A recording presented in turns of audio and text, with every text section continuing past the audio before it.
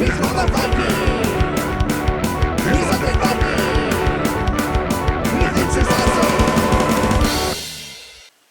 everyone, it's me, Lance Meister, the Undead Viking, and I am here to talk to you, well, not technically about this game, Evolution.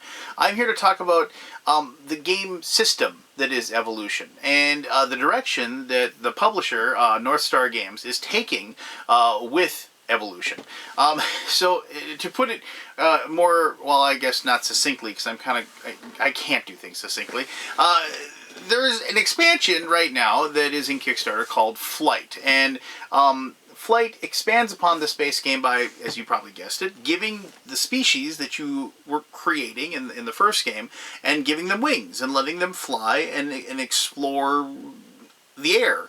And it adds several new cards and a new type of card that actually changes the game. It adds a new game board called the Cliffs that only the flying animals can reach, and it does spin the game a little bit on its side. I mean, it isn't an incredibly huge change, but there's enough to the expansion and enough cool new cards and enough cool new mechanisms that it really kind of opens up doors and kind of explores the thematic system that they're creating with Evolution. Now, also, that being said, is that one of the cool things North Star Games is doing is that through repeated playtesting and plays and getting feedback from players and from the public, they're finding out that there are certain things that were in the base game that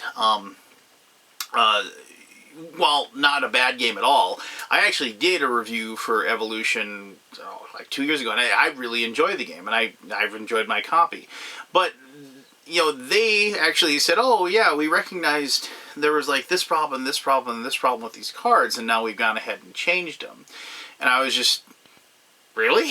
There was a problem with the game? I mean, I never noticed it. I mean, so, and then they're like, yeah, no. And then you can actually go, if you go to the Kickstarter, you can actually see the changes to the cards.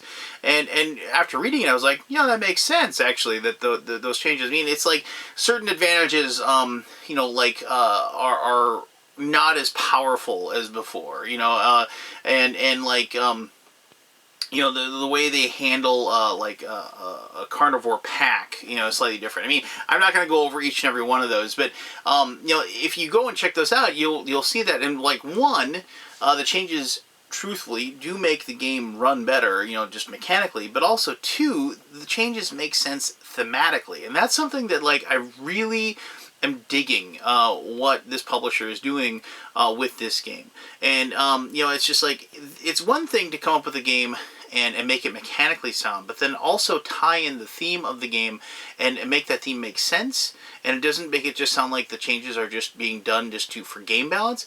I'm really impressed with that direction. But you know, I'm really excited to show you Flight, the expansion. So why don't we go ahead? I'm not going to go over how to play the base game, just because I've done that before in my other review, and I'm sure that there are several other reviews and things that you can, you know, other resources you can to get a glimpse of it. But let me show you what Flight is going to add to the game, and the new type of card that is included, and also just how the whole Flight mechanism works, and then we'll come back here and I'll talk more about Evolution and the game system and also the expansion. Alright, cool, let's do this. I'd just like to say that it really, whenever I see Evolution, the game, I always just, I like the production values, and I just think the whole game looks amazing. I mean, I love the artwork, I love the components. The giant dinosaur is a favorite of my daughter, but I mean, it's really cool because I had the old card game from a long time ago. I mean, I shouldn't say long time ago, like 5-6 years ago, which was a really fun game in its own right. And it's just, it really, strangely, it makes me happy to see a game like that had a really good design get kind of, you know, for lack of a better terminology, pimped out to see what you see in front of you. So, I'm going to go over, obviously you can tell there's this extra little spot here above the watering hole. You can see there's a card that says Flight on it right there. I want to kind of go over the additions that you have with the game now when you have the flight expansion added on to the game. You're going to get a bunch of cards right here, and I'm going to explain the new cards. I'm going to show those to you. Those will get shuffled right into the giant deck of cards that you already have. And in the original game, like when you got through all the cards and then you shuffled them up, and all the discards, and that signified that that was going to be towards the end of the game. So now, instead, after you take all the cards and shuffle them all together, you're going to take 30 cards out of the deck at random. Just take like the top 30 or whatever. And then after you get through the cards that you have, instead of shuffling the whole thing up, you're just going to play those last 30 cards. And that will then signify, the end of the game. So with the flight expansion, the end of the game changes slightly with that. So obviously, as I said, you have, this is called the Cliff board. The Cliff board, you still put the food in the watering hole like before. Everybody puts a card face down, depending on the number that's in the corner. That will determine when you reveal, like you add it all up, and that's how much food's there, or the food you remove, or what have you. With the Cliff, you add food to that location equal to the number of players. It's just a static amount. If you're playing with 5 people, you add 5 food. You're playing with 2 people, you add 2 food. Straightforward.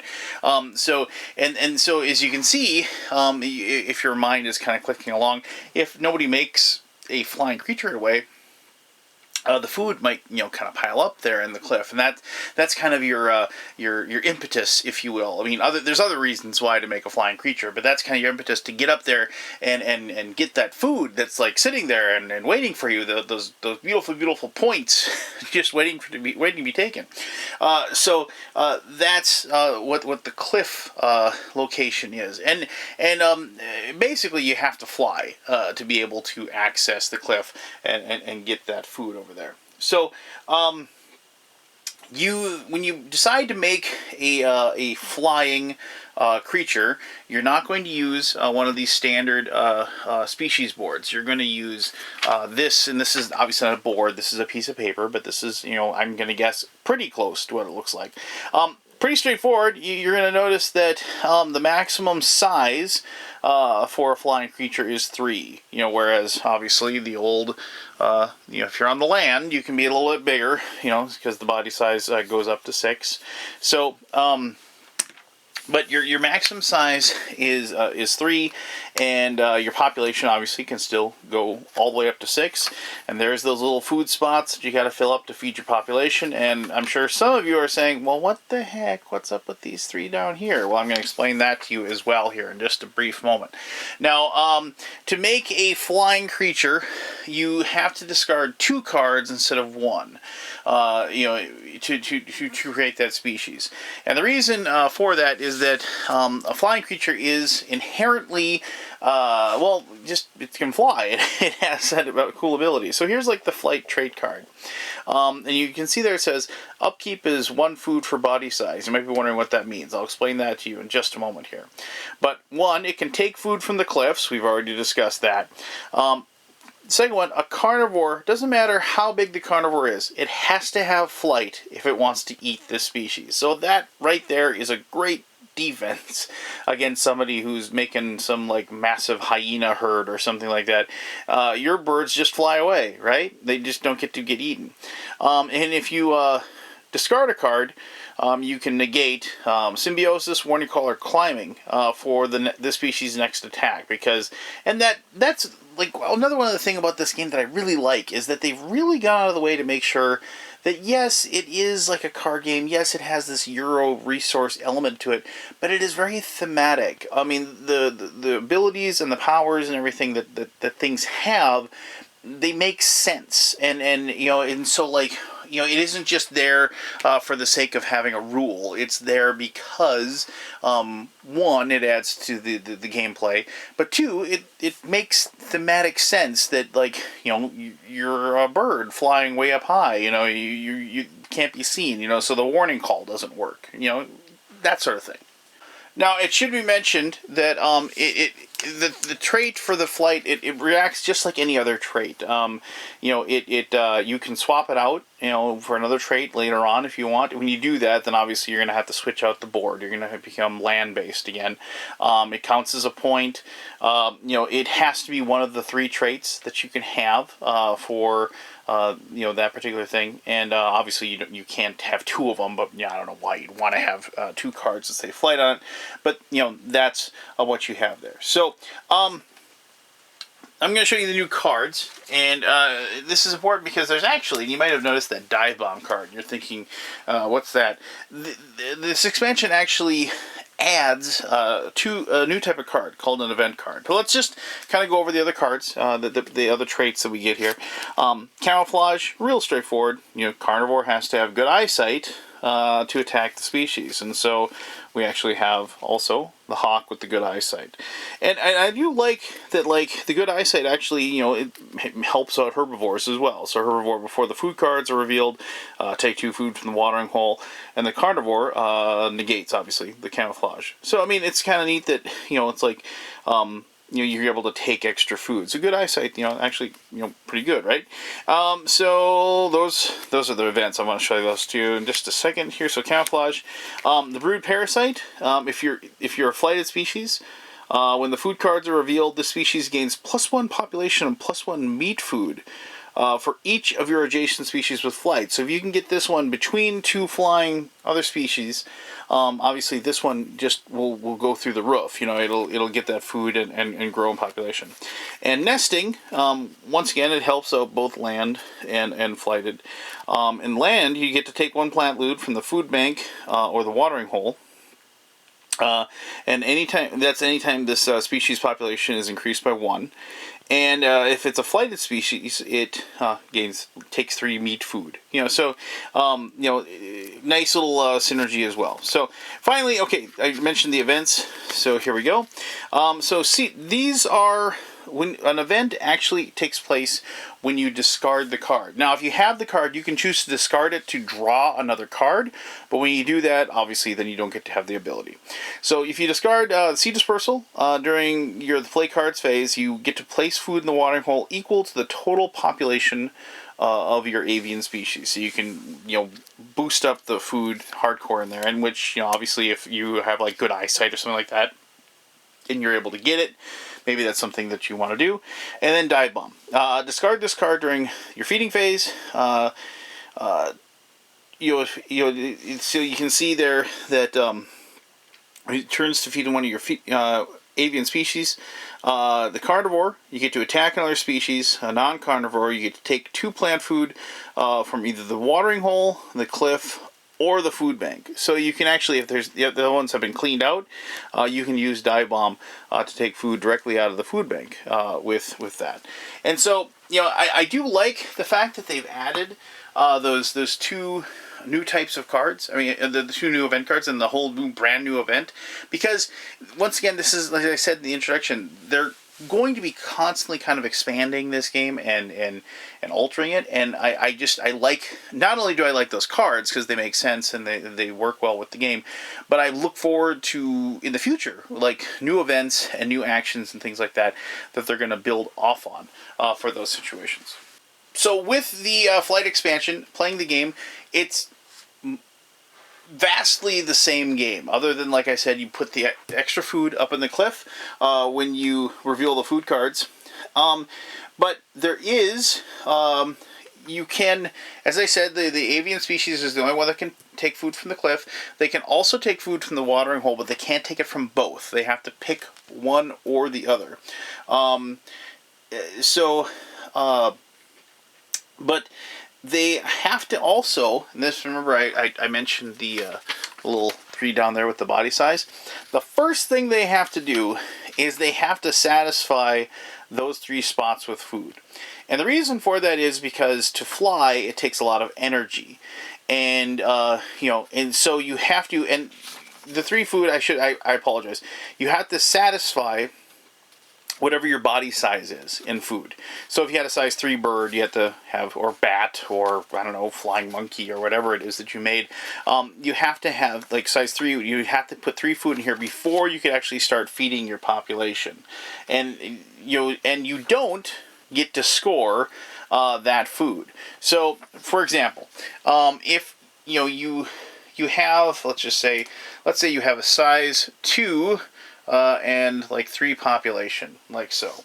So when you feed, like, and you're not a carnivore, so you're feeding them, nuts and berries or whatever.